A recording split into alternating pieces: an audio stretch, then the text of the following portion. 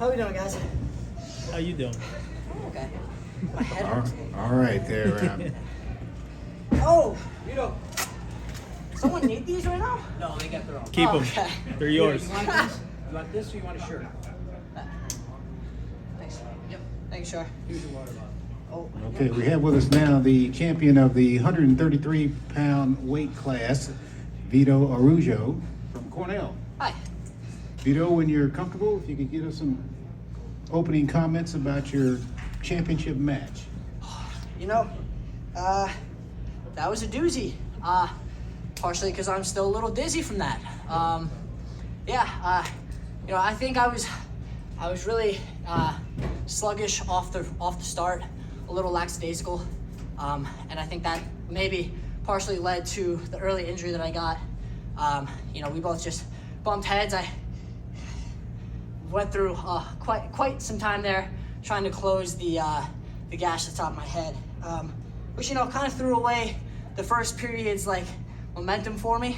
So, you know, I didn't jump out to the 1-2 takedown lead after the first that I'd really hoped to. But, you know, I stayed resilient and through call and lost takedown, I just kept my foot on the gas and said, no, I'm not gonna let this slip away from me. So I slammed my foot down even further on the gas and continued to push until finally I found a takedown that the refs were comfortable with. All right, give us your name and your affiliation. Let's go here on the front row. Okay, Mike Bithwit. Vito, last year you beat our Rome Young, who was apparently they couldn't score on. You found a way to do it, just like tonight. Also, when the second takedown was not allowed, what did you say to the official? Oh, when I was yelling at him? Yes. Oh, because I had the foot in bounds, and I looked at him, and he started counting as if he had awarded me the takedown. So he started counting, I was like, I'm not going to give up a caution, so I exited the mat. But if I didn't get the takedown, he wouldn't have been allowed to start counting and give me an opportunity to pull him back in to finish the shot. So I may have lost my temper and said, you can't do that, but he can. So I apologize to that referee for speaking out of terms. It was definitely a very emotional roller coaster, but yeah, that was the debacle there. And scoring against a guy who doesn't give up points like he did a year ago. Because Dayton Fix does not give up a lot of points and you scored on. No, he's very good. So how are you able to do it against these guys that do not give up points? Just as Dayton's, you know, one of his best abilities is defense and really denying people those scoring opportunities. I say that my thing is getting to those offenses. You know, I find holes, I create motion, action, and I win those positions. And that's something that, you know, I think I do a very, very good job of. I think it's led me to the success I've had in every aspect of the sport. Okay, let's go over here to the left. Ryan Holmes, Intermat. Vito, obviously a very different match, very different year for you as a whole. Yeah. Not what you expected in the finals, a lot of roller coaster up and down. You said it was an emotional match. You even lost your composure, which we don't see most of the time when you're out on the mat. What did Coach Gray say to you? I saw him grab your face and kind of recenter you during one of the 10 stoppages. What did he say to you, and how did you recenter and then get your offense moving again after the stoppage? He said, down and away. I said, okay. And then I was still mad, but I understood. Down and away. Me and Mike have a really good connection. I trust him full-heartedly. If he tells me down and away, I go down and away. If he tells me to shoot, I shoot. I like it when he says to shoot more. But I understand because I didn't know what the score was. I did get hit in the head a couple times. I wasn't necessarily thinking super straight. But he said down and away, and I said okay. So I think it was 15 seconds left. I think that was during the debacle. If it was 8-2 or 8-5, I don't know what the score was. But yeah. Okay, I hope that answered the question. Yep. Yeah. you have another one here I do. It's on the okay. front row. Vito, before I lose you, I have to know what your plans are for the Olympic trials. You know, 2 weeks ago, I didn't know if I was going to wrestle here. So I'm currently taking it day by day and wondering, you know, what I can do, what I'm capable of. This tournament helped show me what I was capable of. And now it's just whether or not what's in my best interest.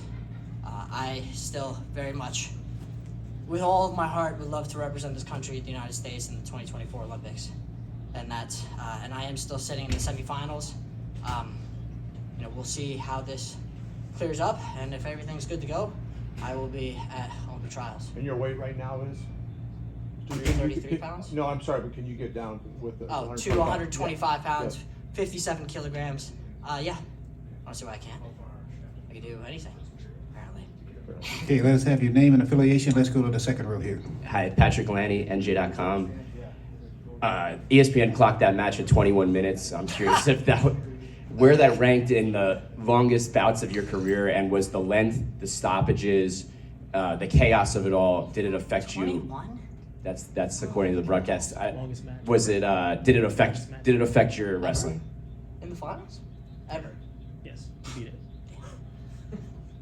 Got their money's worth. Yeah.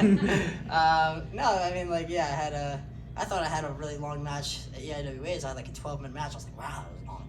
But yeah, that was a bit, that is everything that I am bad at. Stops in motion, no momentum, able to be pulled,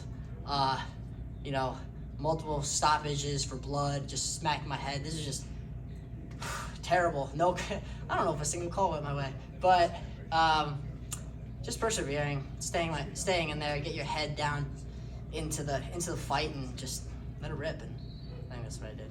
And Okay. just to follow up, were you frustrated with the officiating in the match?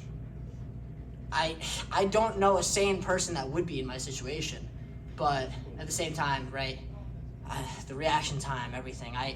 I'm not mad at the refs, whether or not